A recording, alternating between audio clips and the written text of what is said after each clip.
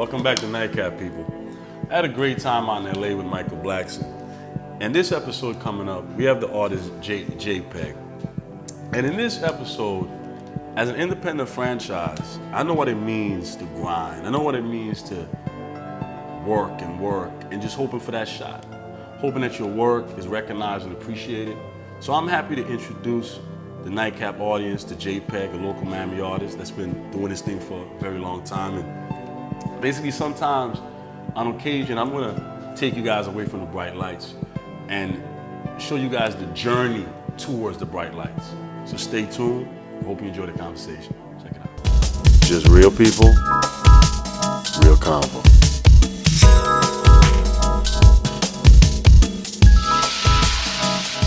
I'm Peter Bailey, and after my chat with Michael Blackson in LA, I returned home to Miami, where I sat down with JPEG at Wynwood Walls, where the up-and-coming artist discussed his journey and what fuels his drive. Jay, how you doing, man? What's going on, man? Thanks for sharing a conversation with me, man. You got the artist a perfect backdrop for a very soulful conversation. Definitely, man. It's about to get real colorful. You know, Jay, you have a song called Real. Mm-hmm. And what I always find about artists who are in the transition of on the cusp, Mm-hmm. you discuss being in the VIP, Yeah. experiencing a reality, Yep. and then you leave it and trying to figure out how to pay the rent. Yep. That little transition right there, I've always believed the making of a star, that's where it's born. That's true.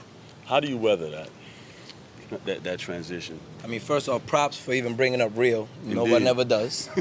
I like that record. You know what I mean? That's one of my favorites because it's like, I always make a venting record. That's what I call them, venting records. Yeah. Where I just like literally, it starts off me just like expressing myself and just literally venting out all my frustrations about the industry or relationships or whatever I'm going through. And then that's always like a middle ground for me. Just like you said, it's a crazy, I guess, point in the career where you're at, where you're not yet to the point where you're like, you know, superstar status, popping bottles, whatever. Your friends know you, but you don't have the back that name. Exactly. So, you know, but you're at these places because of, you know, the person, you know, you are and things you've done or whatever, and you know, people might know you. So just exactly how I said, that's exactly like some of the things I go through, where I'm at an exclusive party, I'm at the VIP. They're popping like all these bottles of Ace of Spades, whatever.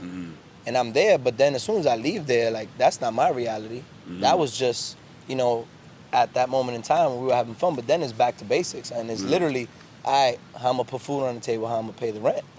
So I wanna like express that to people so that they don't think it's all lavish and good time. Like, it's hard work, and I'm pretty much going through the same thing anybody else is going through, the struggle. It's just like, you know, you got people working 9 to 5s.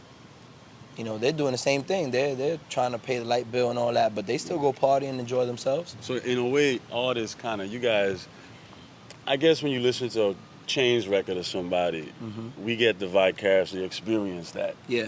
We get to kind of enter that. You're from Brooklyn. Yep. You have a mom. Lives in Brooklyn. Yeah. As we speak, and a sister.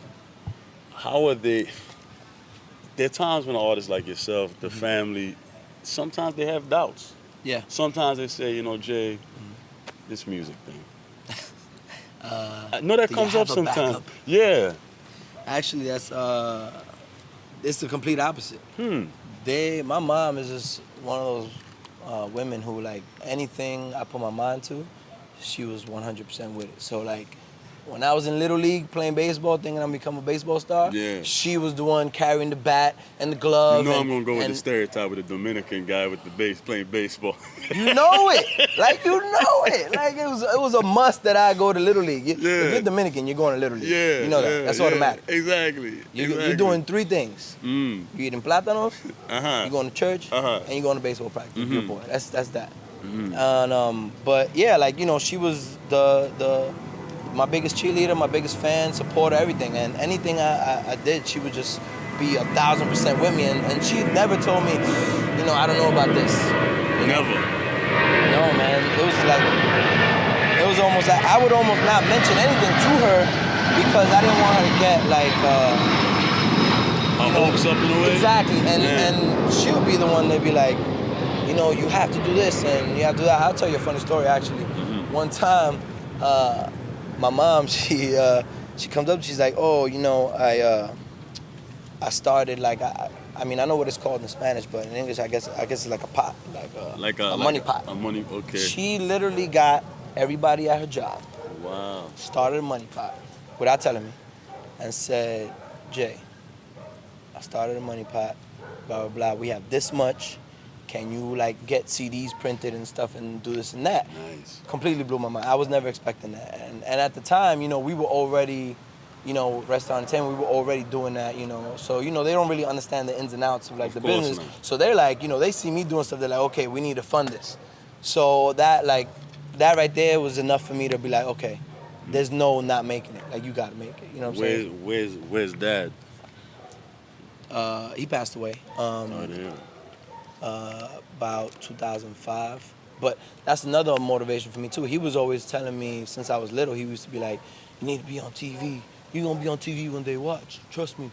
And I'm like, all right, cool. And that just stuck in my head, like I gotta be on TV, and then, you know. So crossing into the terrain of hip hop, you're from the DR. Yep. We had guys like Big Pun. Yep. Had guys like Fat Joe. Yep. Do you feel? Big fan of both. Indeed. Do you feel sometimes Nori? A lot of people don't realize Nori kind of infused the reggaeton. Yes, he brought it over here. A lot of people don't know that. He brought it over. He was like single-handedly kind of responsible for that. As a Latin artist in the hip hop genre,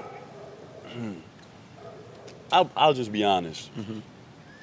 This art form is not always open to differences, per se. Like differences how? In a way, you have your purists, your hip hop Yes. purists.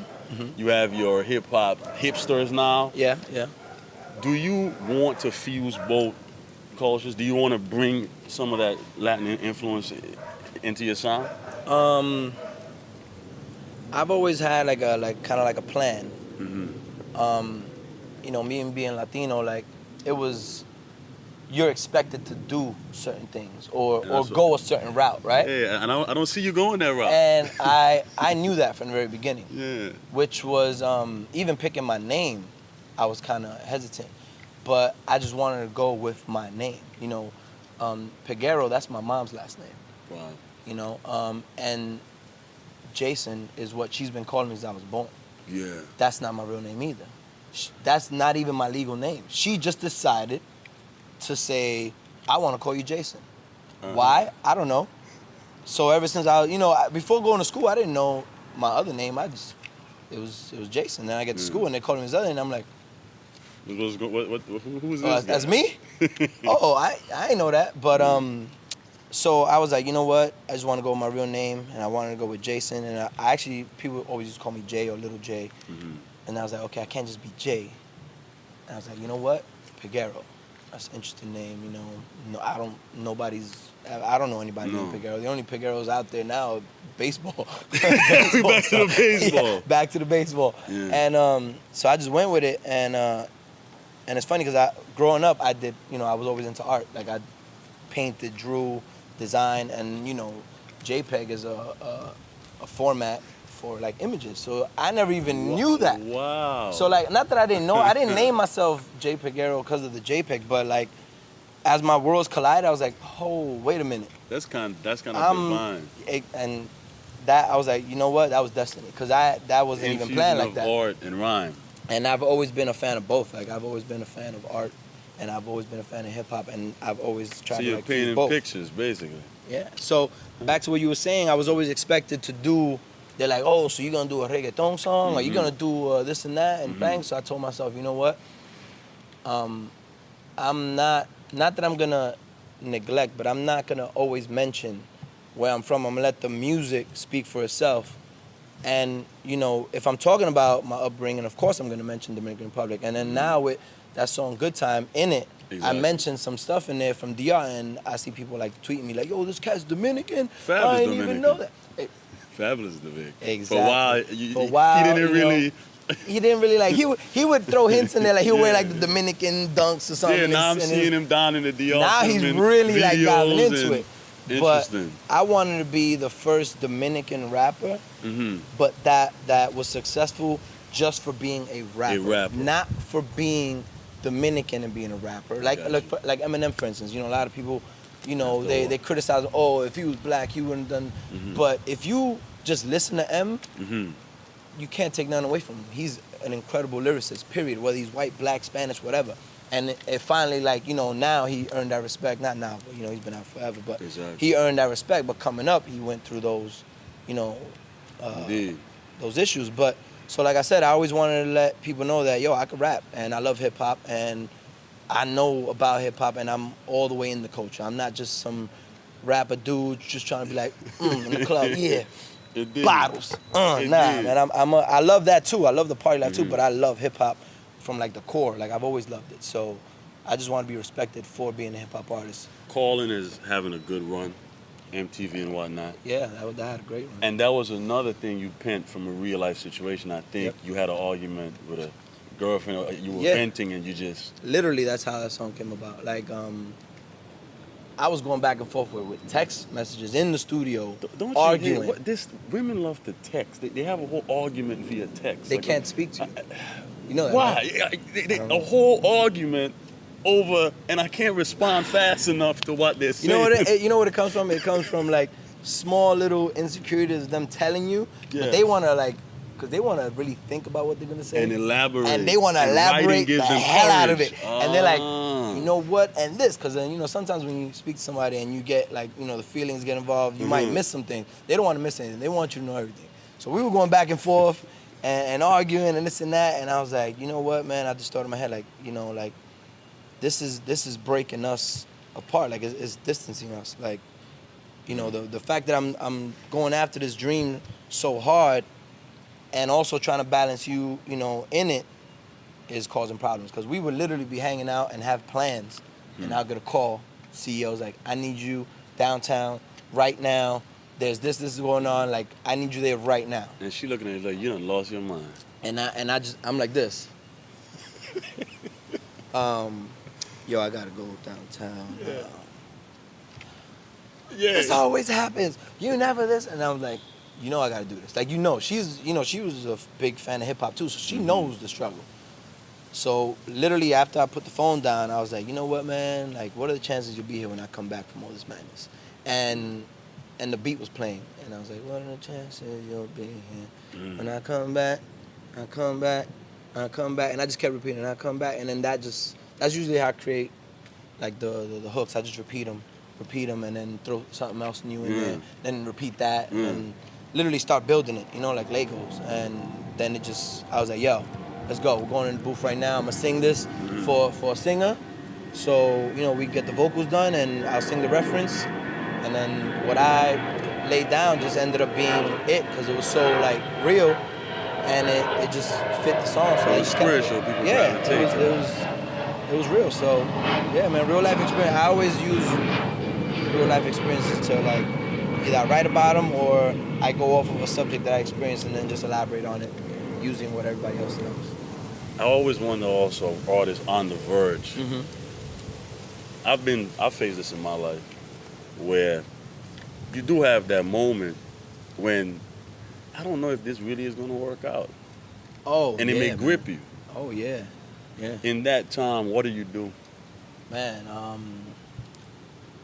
I've been there plenty of times, man. You're always going to... What was one of the worst times? I took... one time I was signed to an independent label, and we had a song on the radio, and it was starting to go off, but then it kind of started to fizzle out a little bit, and then I was like, you know what, man? If you have a set time in your brain, this needs to happen by this time. By this time. And it didn't happen, and I literally was like, you know what, man? I kind of just put it down, and I left it for months. And I couldn't stay away from it. It just started, it started slow, doing little remixes. Oh man, this beat is crazy, I gotta spit something to that. And then that turns into a song, and then, you get right back into it. I say, you know what, I can't get this up. But then you have your little moments where you're like, man, this ain't gonna work. Man, is it really gonna happen? But at that point, you just gotta tell yourself, you either bought or you're not, pretty much. It's that simple. You know, it's just like anything else, like an athlete or you know, someone working towards a goal.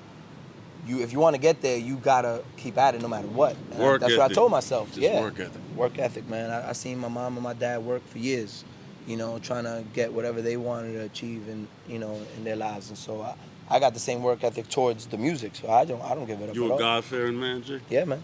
Pray every day? Mm-hmm.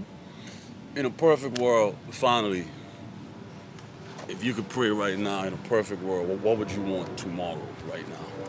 For this career, for life in general, tomorrow, right now. You can have anything you want. If I told you I could give you anything you want right now. For me? Yeah. For the world. For the world. For me. Exactly. For Me and you. for the world. Exactly. I mean, it's pretty simple. Like, I've always wanted just, and I've always said this, I just want my family and my friends to be good. Meaning, you know, not that we have to be all billionaires, but we're good to the point where they can pursue their dreams. And, my mom could, stop working every day, 10 hours. She works in the city. She works for a boutique hotel. She's like a supervisor. But she works like 6 days a week. When somebody takes off, my mom's a nurse. I know the feeling. Yeah, they just work. And I always tell my mom, like, Mom, you gotta, take a break. And her work ethic is so crazy that no matter what, she's the one that if there's a blizzard and nobody comes in, she's gonna find a way to get to work. And I'm at the house like, really? That's that Caribbean really? work ethic. Like, you're really gonna go outside like this? I gotta go, Jason. I gotta go. With the accent, the super accent. Yeah. And so I would just wish that we're all good. Like, we're financially stable. All my family in DR, nobody's starving. Everybody's good to go, and just pursue your dreams and keep working. That's man. That's I it, hope man. that happens. Family, bro. That's what it's about.